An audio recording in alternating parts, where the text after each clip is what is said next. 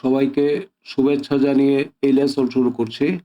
এই লেসনের টাইটেল থেকেই দেখা যাচ্ছে এই লেসনের পরিচিতি। রিটেন মানে রিটেন প্রশ্নের লেসন। ম্যাথ অবলিক 1 মানে ম্যাথমেটিক্স 1। 3 হচ্ছে চ্যাপ্টার নাম্বার। স্ট্রেট লাইন্স হচ্ছে চ্যাপ্টারের নাম এবং সর্বশেষ নাম্বার হচ্ছে লেসন নাম্বার। বিভিন্ন পরীক্ষায় এসেছে এরকম 6টি রিটেন প্রশ্ন এই লেসনে আলোচনা করা হবে এবং প্রশ্নগুলি থাকবে এলোমেলোভাবে। এলোমেলোভাবে থাকারও সুনির্দিষ্ট কারণ রয়েছে। কারণটি হলো তোমরা কোনো ধরনের প্রস্তুতি ছাড়া যখন কোনো একটা প্রশ্ন ফেস করো তখনই কেবলমাত্র বোঝা যায় বিষয়টি সম্পর্কে তোমাদের জ্ঞান এবং দক্ষতা কতটুকু স্থায়ীভাবে তোমাদের ব্রেইনে আছে। এবং মনে রেখো, যতটুকু জ্ঞান এবং দক্ষতা স্থায়ীভাবে তোমার ব্রেইনে আছে সেটাই শুধু পরীক্ষার হলে কাজে লাগে, অন্য কোনো কিছু কাজে আসে না। কারণ পরীক্ষার হলে সময়ের চাপে পড়লে সব ভাষা জ্ঞান অকেজো হয়ে পড়ে, এগুলো কোনো কাজে আসে না। আর আমার সব লেসনের টাইটেল পেজেই এই মেসেজটা দেখতে পাবে। সর্বোচ্চ ফল পেতে হলে নিজে আগে চেষ্টা করবে, তারপর সমাধান দেখবে। এটাই হচ্ছে সব কথার মূল কথা। এখানে কি পড়ানো হলো সেটা বড় কথা না, বড় কথা হচ্ছে তোমার লাভ কতটুকু হয়েছে। ঠিক আছে, লেসনে যাচ্ছি।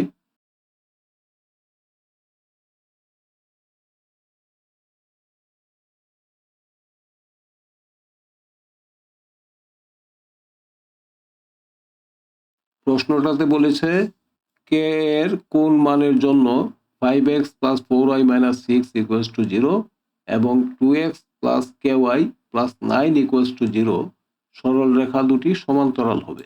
তো তোমরা জানো দুটি রেখা সমান্তরাল হবে তখনই যখন তাদের স্লোপ বা ঢাল সমান হবে। তো যে কোনো একটা রেখার সমীকরণ দেয়া থাকলে সেটার স্লোপ বা ঢাল বের করা একেবারেই সহজ। রেখাটির সমীকরণ যদি থাকে y equals to mx plus c আকারে, তাহলে m হচ্ছে সরাসরি সেই রেখার ঢাল। আর যদি সমীকরণটি এই আকারে নাও থাকে তবে লিখে অথবা মনে মনে ওই আকারে নিয়ে আসতে হবে। যেহেতু ঢাল বের করার ক্ষেত্রে এই সি এর কোনো ভূমিকা নেই, কাজেই মনে মনে ঢাল বের করে ফেলা একেবারেই সহজ। যেমন এখানে আমি কি করব, ওয়াই বাম পাশে রেখে দিয়ে সব কিছু ডান পাশে নিয়ে যাব, তারপর 4 দিয়ে ভাগ করব। তো ভাগ করলে কি দাঁড়াবে, Y equals to minus 5/4x plus ইত্যাদি। তো এই ইত্যাদির তো কোনো প্রয়োজন নেই ঢাল বের করার জন্য, আমার এক্স এর সহগ দরকার, অর্থাৎ ঢাল এমন সমান বেরিয়ে গেল -5/4। অনুরূপভাবে দ্বিতীয় রেখার ঢাল যদি m2 হয় তাহলে m2 সমান -2/k। তো রেখা দুটি যেহেতু সমান্তরাল কাজেই m1 সমান m2 হবে। জাস্ট মান বসাও, এত করে সহজেই পেয়ে যাবে k সমান 8/5। অঙ্কটি হলো কিনা এটা তাৎক্ষণিকভাবে প্রমাণও করতে পারো। যেমন k সমান 8/5 যদি এখানে বসিয়ে দাও এই সমীকরণে এবং এই সমীকরণটাকে 5 দিয়ে গুণ করে ফেলো, তাহলে কি দাঁড়াবে, 10x plus 8y plus 45 equals to 0। আর এই সমীকরণটাকে যদি 2 দিয়ে গুণ করে ফেলো তাহলে কি দাঁড়াবে, 10x plus 8y minus 12 equals to 0। অর্থাৎ প্রমাণ হয়ে গেল যে রেখা দুটি সমান্তরাল। তো উত্তর হচ্ছে k ইকুয়ালস টু 8/5।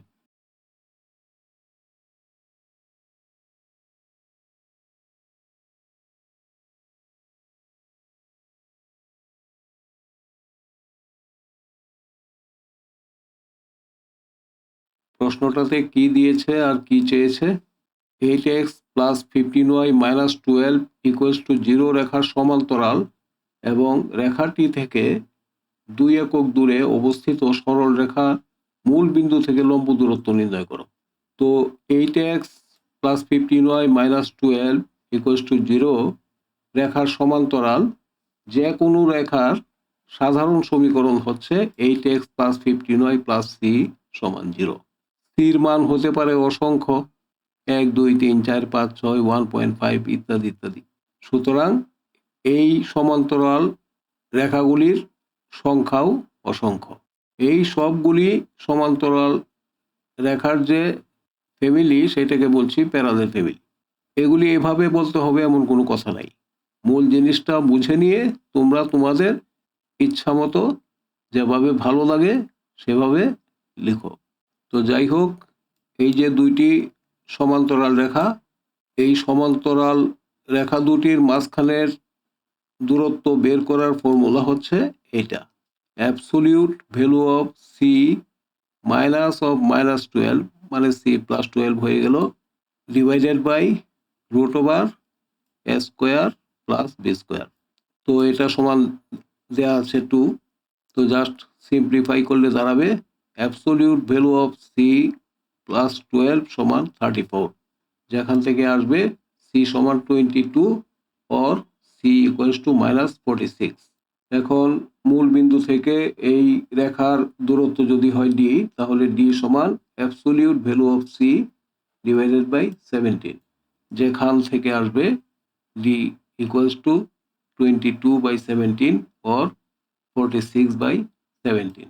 যেহেতু দূরত্ব চেয়েছে, এই মাইনাস ভ্যালুর কোনো কার্যকারিতা নেই, তো উত্তর হচ্ছে 22/17 অর 46/17।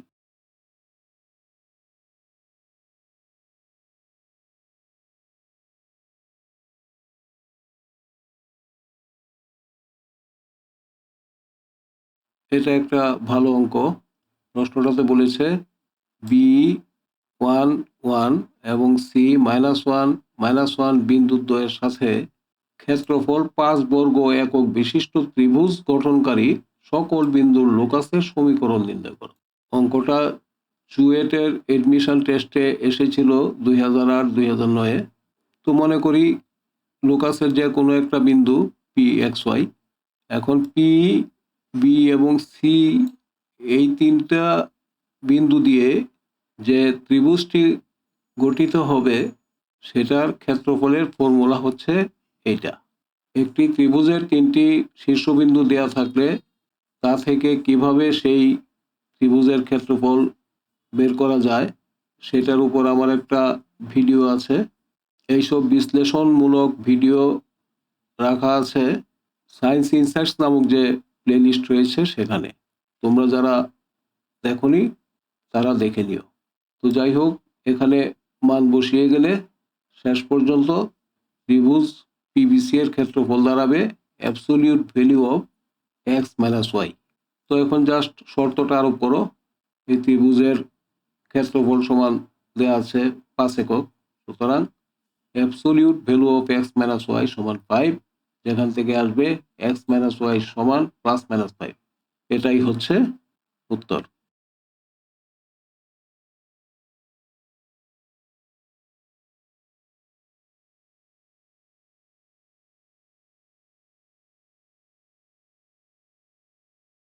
প্রশ্নটাতে বলেছে এক্স অক্ষ থেকে কোনো বিন্দুর দূরত্ব মূল বিন্দু থেকে তার দূরত্বের অর্ধেক হলে লুকাসের সমীকরণ নির্ণয় করো।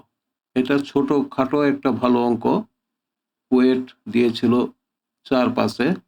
তো ধরি সেই লুকাসের যে কোনো একটি বিন্দু হচ্ছে পি এক্স ওয়াই। এখন এক্স এক্সিস থেকে এই বিন্দুর দূরত্ব হচ্ছে অ্যাবসোলিউট ভ্যালু অফ ওয়াই, কারণ বিন্দুটি এক্স অক্ষের পজিটিভ সাইডে বা নেগেটিভ সাইডে যেখানেই থাকুক এটার দূরত্বটা হবে সবসময় পজিটিভ। সুতরাং এক্স অক্ষ থেকে এটার দূরত্ব হচ্ছে অ্যাবসোলিউট ভ্যালু অফ ওয়াই। আর অরিজিন থেকে এই বিন্দুর দূরত্ব হচ্ছে √x² + y²। বাস, এখন শুধু শর্তটা আরোপ করো। শর্তানুসারে অ্যাবসোলিউট ভ্যালু অফ ওয়াই সমান হবে হাফ √x² + y², যেখান থেকে আসবে 4y² সমান x² + y², অর্থাৎ x² সমান 3y²। এটাই হচ্ছে উত্তর।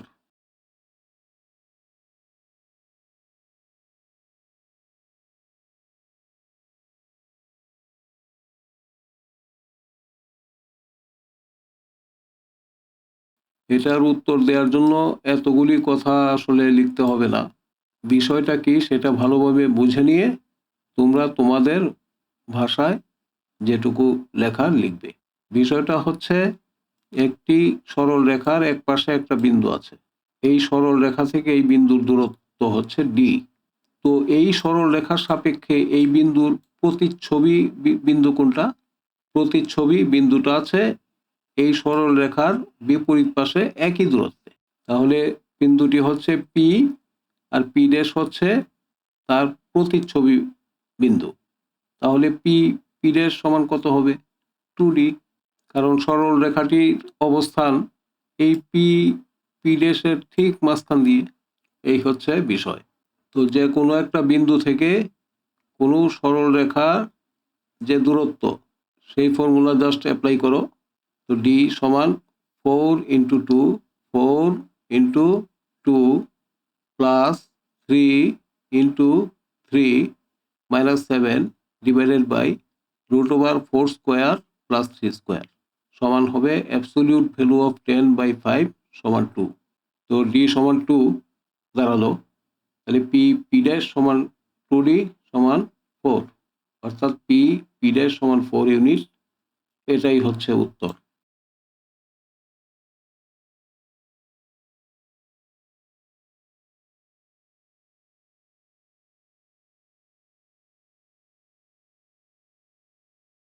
প্রশ্নটাতে 4টি সরল রেখার সমীকরণ দেয়া আছে। এই রেখা 4টি দ্বারা গঠিত চতুর্ভুজটির 2টি কর্ণের সমীকরণ নির্ণয় করো। এটা সবচেয়ে ভালো পথ হলো কাগজে এই 4টি সরল রেখা এঁকে ফেলতে হবে। আঁকার পরে তোমরা ওই শীর্ষবিন্দুগুলি পেয়ে যাবে এবং এই ড্রয়িং থেকে আরো বুঝতে পারবে কর্ণগুলি কোন বিন্দুগুলি দিয়ে গিয়েছে। তো ড্রয়িং থেকে পাওয়া যাবে এ 4 5, বি -3 5, সি -3 -2, ডি 4 -2। তো এই ড্রয়িং অনুসারে এসি একটা কর্ণ এবং বিডি আর একটা কর্ণ। তো এসি গিয়েছে এই 2টি বিন্দু দিয়ে, সুতরাং এসি সমীকরণ হচ্ছে y -5 divided by y2 -y1 মানে -7 হয়ে গেল সমান x -4 divided by x2 -x1 মানে আবার -7 হয়ে গেল। এখান থেকে পাবে x - y + 1 = 0। একইভাবে বিডির সমীকরণ পাবে x + y - 2 = 0। তো এটাই হচ্ছে উত্তর। তো এই লেসনের এখানেই সমাপ্তি। কারো বুঝতে কোনো সমস্যা হলে কমেন্ট সেকশনে লিখে জানিও, সমাধানের ব্যবস্থা করব। তো সবাই ভালো থেকো।